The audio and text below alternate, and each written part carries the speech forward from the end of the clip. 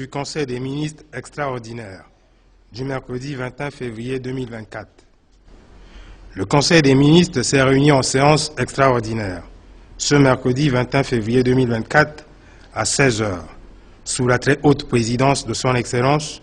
professeur Faustin-Archange Touadéra, président de la République, chef de l'État. L'ordre du jour portait sur les points suivants. 1. Les dossiers à examiner. 2. Les communications ministérielles. 3. Les divers. L'établissement des points précités a été précédé de la présentation, avec l'autorisation de son Excellence Monsieur le Président de la République, chef de l'État, par le ministre chargé du secrétariat général du gouvernement et des relations avec les institutions de la République, de la position des membres du gouvernement absents. Au titre des dossiers à examiner. Ministère de l'Agriculture et du Développement rural. Autorisé par son Excellence, Monsieur le Président de la République, chef de l'État, à prendre la parole, en l'absence du ministre chargé de l'Agriculture et du Développement rural en mission, le ministre chargé des eaux, forêts, chasse et pêche a soumis à l'examen du Conseil le projet de décret portant approbation des statuts de l'Office national des semences. Le ministre a rappelé que l'Office national des semences, en abrégé ONASEM, créé par la loi numéro 15.001 du 19 janvier 2015 portant réglementation des semences végétales et animales en République centrafricaine, est un établissement public chargé de la mise en œuvre de la politique semencière du gouvernement au travers du ministère de l'Agriculture et du Développement rural. Ces statuts ont été adoptés par décret numéro 16.351 du 19 octobre 2016, dont certaines dispositions doivent être mises en conformité avec les dispositions de la loi numéro 20.004 du 13 janvier 2020 portant organisation du cadre institutionnel, juridique et financier applicable aux entreprises et établissements publics, ainsi que son décret d'application numéro 20.224 du 12 octobre 2020. Au regard de l'évolution des circonstances légales qui emportent l'obligation de révision des statuts de l'ONASEM, un processus de relecture du décret d'approbation a débouché sur le format actuel soumis à l'examen du Conseil et dont la teneur s'articule notamment autour de 3 articulations, à savoir l'actualisation de l'organigramme aux fins d'efficacité et d'efficience accrue au niveau du fonctionnement de l'ONASEM, la structuration du conseil d'administration autour de 3 membres au plus, soit un représentant du ministère de l'Agriculture et du Développement rural, un représentant du ministère des Finances et du Budget et un représentant du ministère de l'Élevage et de la Santé animale. L'intégration dans les nouveaux statuts d'un corps des inspecteurs et contrôleurs des semences. Le ministre a soutenu, au regard de la nécessité juridique qui impose une refonte des statuts de l'ONASEM,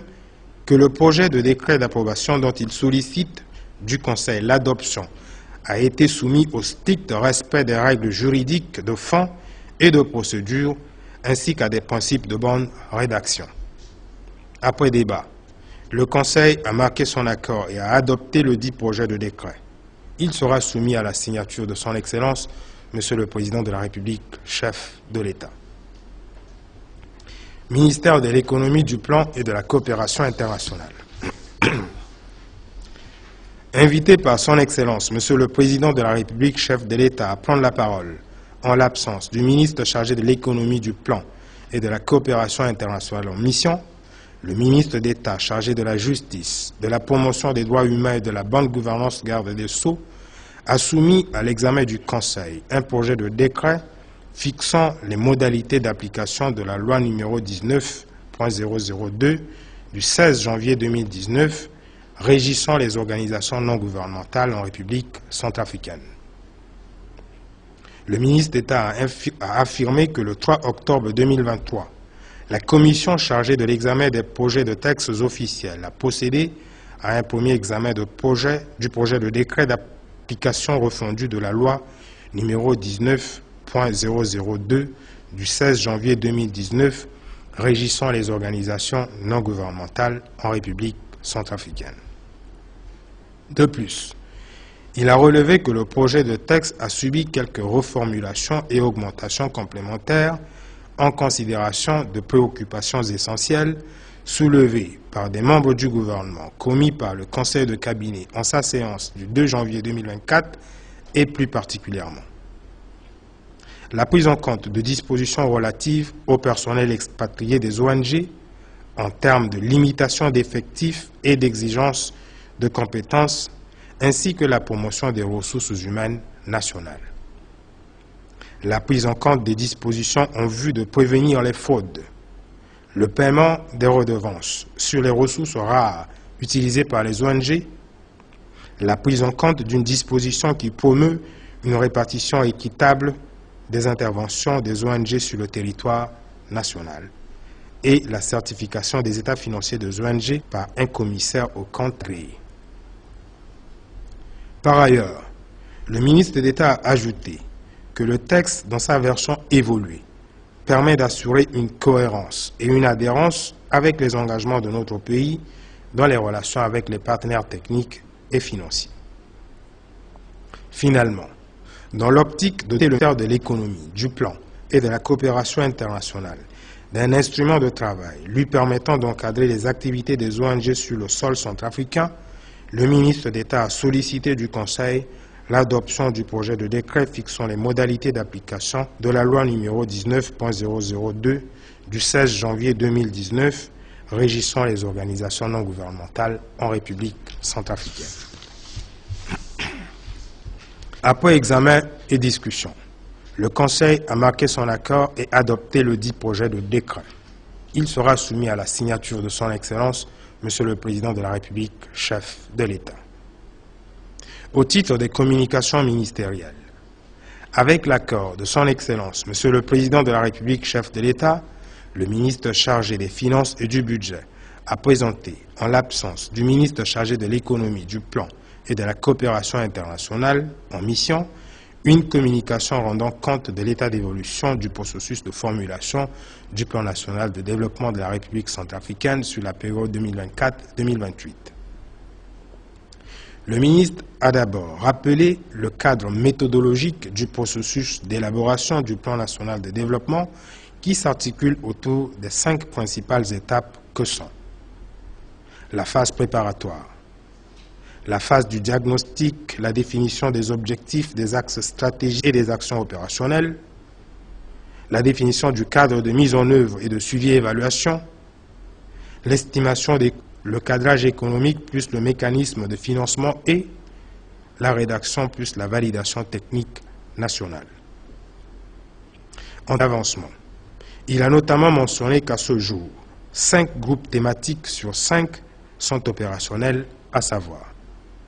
le groupe thématique sécurité, état de droit et gouvernance, le groupe thématique capital humain et développement social, le groupe thématique croissance économique, finances publiques et filières productives, le groupe thématique infrastructures résilientes pour le développement et le groupe thématique environnement, changement climatique et développement durable. Ces groupes thématiques ont enregistré la participation organisée et en progression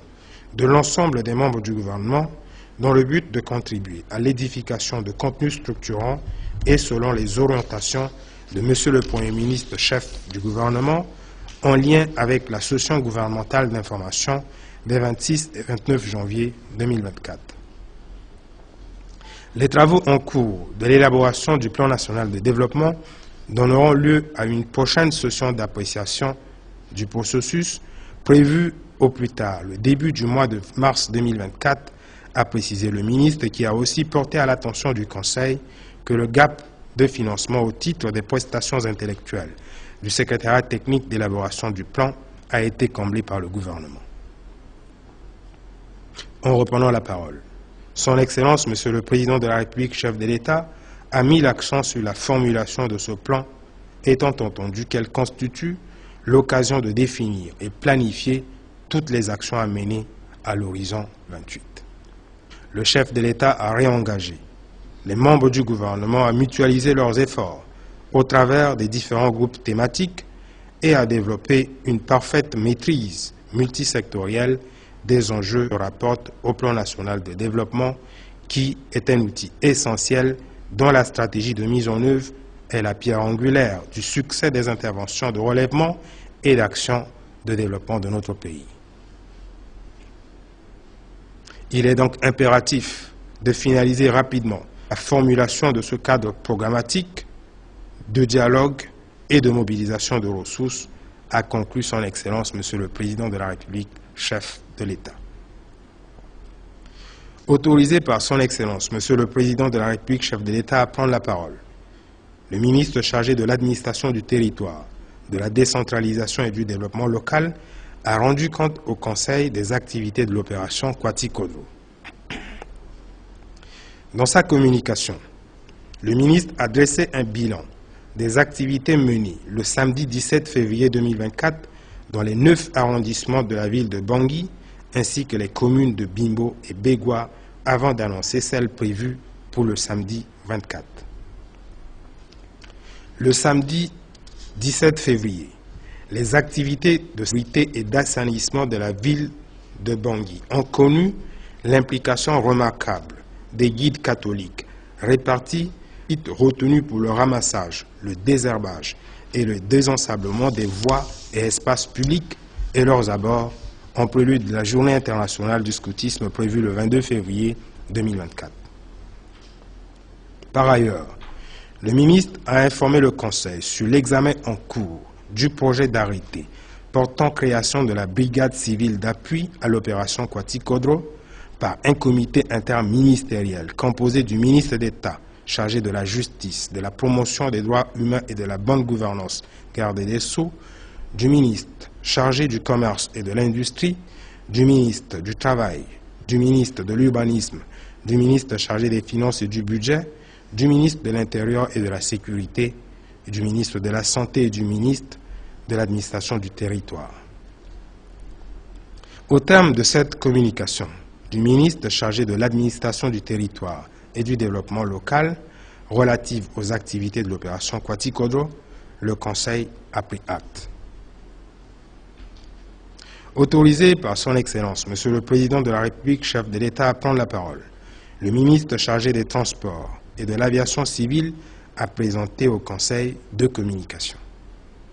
La première communication rend compte de la participation de la République centrafricaine, sur invitation du gouvernement camerounais, au 4e forum tripartite Cameroun-RCA-Tchad sur le passage des marchandises par les ports du Cameroun qui s'est déroulé du 9 au 11 janvier 2024 à Kribi. Ces rencontres ont permis aux acteurs de faire un état des lieux des difficultés rencontrées dans les ports de Douala et de Kribi, ainsi que des pratiques anormales au sein des corridors Douala-Bangui, Kribi-Bangui, Kribi-Djamena. Elles ont aussi permis de faire des recommandations pour y remédier. En outre, les participants ont apprécié à sa juste valeur les mesures récentes prises par le gouvernement centrafricain relatives à la libre circulation des personnes et des biens par l'édiction du décret numéro 23.149 du 6 juin 2023 fixant les bases légales dont la mise en œuvre est bien assurée par la brigade spéciale mixte de contrôle et de surveillance des barrières et par la réalisation de quelques infrastructures de transport et des aires de repos dont les travaux viennent de débuter. Le Forum a émis, entre autres, les recommandations suivantes visant à améliorer les performances des corridors Bangui-Douala et Bangui-Kribi. La relance du gouvernement camerounais pour la signature de la version révisée de la Convention en matière de transport terrestre de marchandises entre les 2 États respectifs qui date de plus de 25 ans. La mise en valeur des espaces dédiés au transit des marchandises au port de Douala et de Kribi, l'autonomisation de l'antenne des douanes de Kribi pour fluidifier les opérations douanières des chargeurs centrafricains et l'équipement approprié du port sec de PK26 et l'adoption d'une tarification raisonnable et conforme. Par rapport à ces recommandations, il a été évoqué les options préliminaires déjà entreprises par le gouvernement au travers du ministère des Transports et de l'Aviation civile et du ministère des Finances et du Budget, à l'effet de valoriser les espaces dédiés au transit de marchandises au port de Douala et de Kribi, entendu que l'autonomisation de l'espace douanier dédié à notre pays à Kribi a déjà été actée, nonobstant les contraintes matérielles impactant le bon fonctionnement des services. Aussi, la communication du ministre chargé des Transports et de l'Aviation civile a permis aux membres du Conseil d'aborder la conduite en cours d'une étude relative à l'opérationnalisation des ports de Kribi et de Douala avec l'appui financier de la Banque africaine de développement. En reprenant la parole, Son Excellence, Monsieur le Président de la République, chef de l'État, a fait observer que les conclusions de l'étude engagée avec l'appui de la Banque africaine de développement étaient attendues. Cette étude mérite donc d'être diligentée, eu égard à la portée des enjeux financiers et de trésorerie qui y sont rattachés et qui figurent au chapitre des priorités à relever le Président de la République. La deuxième communication du ministre chargé des Transports et de l'Aviation civile rapporte la mise en œuvre du décret numéro 23.149 du 6 juin fixant les barrières légales en République centrafricaine. Le ministre a informé le Conseil que la mise en œuvre du décret numéro 23.149 du 6 juin 2023 fixant les barrières légales en République centrafricaine au travers des missions de la brigade spéciale mixte de contrôle mobile et de surveillance des barrières est toujours bien appréciée par nos populations. Toutefois, il a souligné que le comportement rétrograde de certains agents indélicats a conduit à l'utilité et à la nécessité de mettre en place un cadre réglementaire de sanctions. L'initiative s'est concrétisée par l'édiction le 20 février 2024 d'un arrêté du Premier ministre chef du gouvernement fixant les sanctions à l'égard des agents indélicats sur les barrières légales, lequel arrêté fera l'objet d'une vaste sensibilisation. Par ailleurs, le ministre chargé des Transports et de l'Aviation civile a annoncé au Conseil, d'une part, la relance du projet de mission de démantèlement des barrières illégales par la brigade spéciale mixte de contrôle et de surveillance des barrières prévue sur l'axe Bangui-Bambari, Mobaye-Kembe, Bambari-Bria, Bambari-Bangui, grâce à la mise à disposition des ressources escomptées et d'autre part, la perspective de lancement officiel de la mise à disposition des quittances sécurisées au niveau des barrières légales à l'entrée de Bangui et à la frontière avec le Cameroun. Enfin, le ministre a informé le Conseil qu'en application des instructions de M. le Premier ministre, chef du gouvernement, 4 officiers de police judiciaire, dont 2 policiers et 2 gendarmes, seront désignés pour compléter l'équipe de rédaction des opérations de la brigade spéciale mixte de contrôle et de surveillance des barrières. Le Conseil en a pris acte. Invité par son Excellence, Monsieur le Président de la République, chef de l'État, à prendre la parole, le ministre chargé des Finances et du Budget a informé le Conseil de la suspension des activités de l'association Gramine Damel, village béni de Dieu. Le ministre a indiqué que notre secteur financier est en proie aux mauvaises pratiques de la part de certaines organisations mafieuses créées dans l'optique de spolier la faible épargne de la population ces derniers temps. Depuis le phénomène Tumbayere, du nom attribué aux premières initiatives de microfinance qui ont fait faillite en emportant l'épargne des milliers d'individus, jusqu'à l'association Gramine Damel, en passant par l'entreprise dénommée Clé du Succès, la population est soumise aux raquettes de ces organisations guidées par le seul objectif d'exploiter sa vulnérabilité.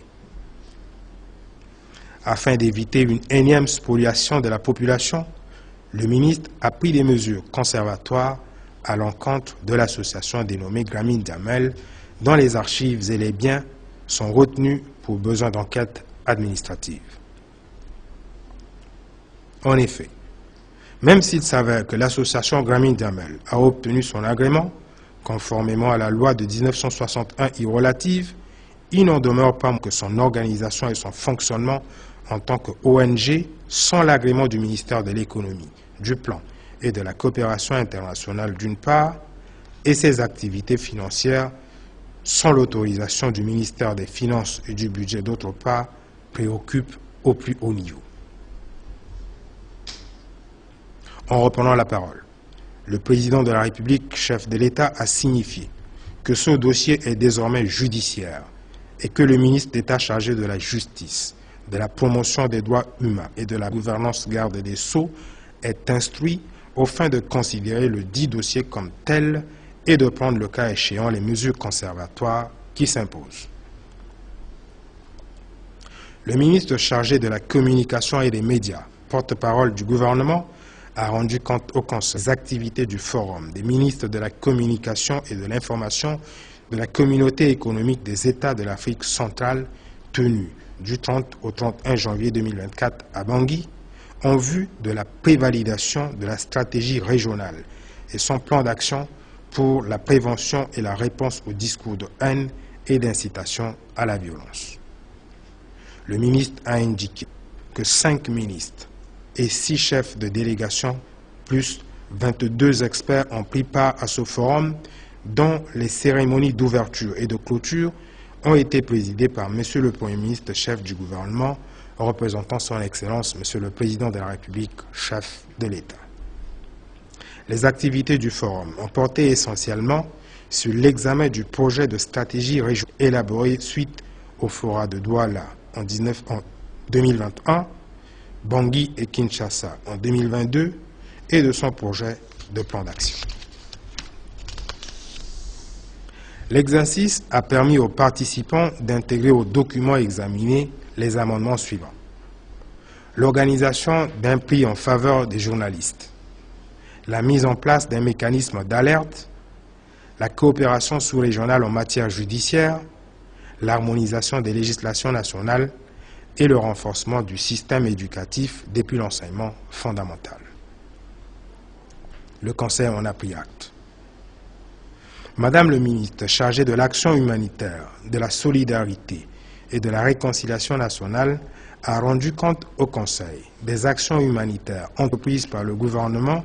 en faveur de la population de la ville de Kabo, meurtrie par une attaque de groupes armés le 8 janvier 2024. Madame le ministre a indiqué que cette attaque a coûté la vie à certains de nos compatriotes et a occasionné des dégâts corporels et matériels. Cependant, la réactivité de nos forces de défense et de sécurité, appuyées par les forces alliées, a permis de mettre les assaillants en déroute.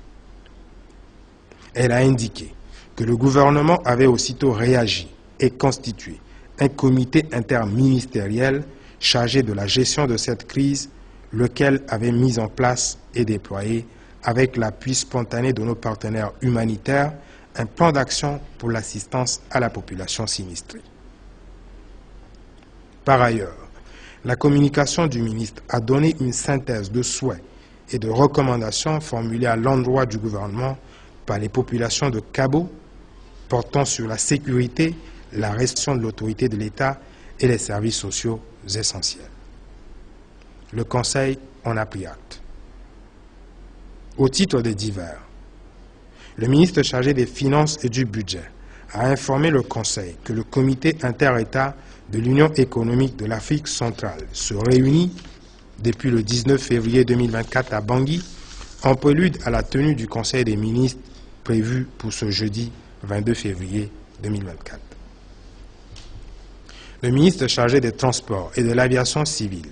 a informé le Conseil de la tenue à Bangui le 29 février prochain de la réunion du comité de l'Agence de supervision pour la sécurité aérienne en Afrique centrale qui sera précédée de la réunion des experts qui débutera le 26 février 2024. Cette rencontre sera placée sous l'autorité de M. le Premier ministre, chef du gouvernement. Il a également informé le Conseil de la vacance de poste de directeur général de l'Agence pour la sécurité de la navigation aérienne en Afrique et à Madagascar, à SECNA, désormais en compétition ouverte aux ressortissants des États membres. Le ministre a exprimé l'ambition active d'une alternance à la tête de l'institution alors que l'Afrique de l'Ouest a été aux commandes pendant ces 15 dernières années. Le ministre chargé de l'administration du territoire, de la décentralisation et du développement local a informé le Conseil d'une mission interministérielle qu'il a conduite conjointement avec le ministre chargé du Travail, de l'Emploi, de la Protection sociale et de la formation professionnelle le vendredi 16 février 2024 à Mbaïki, chef-lieu de la préfecture de la Lobaye. La mission à laquelle avait participé le représentant résident du Programme des Nations Unies pour le développement avait pour but de procéder, d'une part, à la pose de la première pierre de construction du centre de formation et de transformation des produits agricoles et, d'autre part, à la réception du marché de Mbaïki réhabilité avec le soutien du PNUD. Le ministre a également informé le Conseil que le consortium panafricain pour la paix a annoncé l'attribution prochaine du prix panafricain de la promotion de l'intégration entre les peuples en faveur de 3 membres du gouvernement, à savoir le ministre des Affaires étrangères, de la francophonie et des Centrafricains de l'étranger, le ministre chargé de la communication et des médias, porte-parole du gouvernement, et le ministre chargé de l'administration du territoire, de la décentralisation et du développement local. Madame le ministre chargé du Travail, de l'Emploi, de la Protection sociale et de la formation professionnelle a informé le Conseil du lancement prochain du processus de détermination des syndicats les plus représentatifs, une initiative qui, au regard du foisonnement des organisations syndicales, considère les recommandations du Pacte national de stabilité sociale pour le relèvement économique signé le 27 décembre 2022. Le ministre chargé de la communication et des médias, porte-parole du gouvernement, a informé le Conseil que la télévision centrafricaine aura 50 ans le jeudi 22 février 2024 et qu'à cette occasion, il fera une déclaration pour mentionner le parcours de la télévision centrafricaine depuis ses origines. Dans cette perspective, le ministre a indiqué que les tribulations de la télévision centrafricaine se caractérisent notamment par une faible couverture territoriale, une audience limitée et des problèmes d'infrastructure qu'il faut résoudre. Il a formulé l'espoir d'un véritable redimensionnement de la télévision centrafricaine et l'ambition d'en faire un instrument pertinent et structurant au service de la libre communication et du développement de notre pays.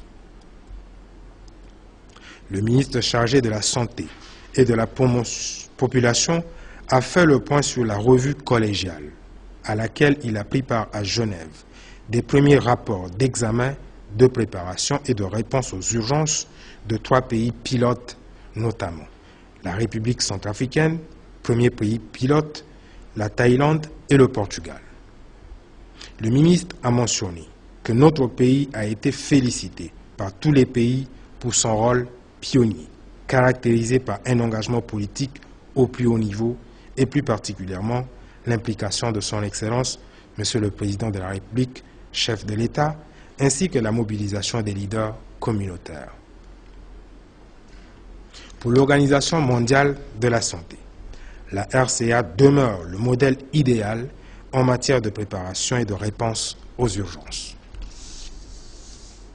De ce fait,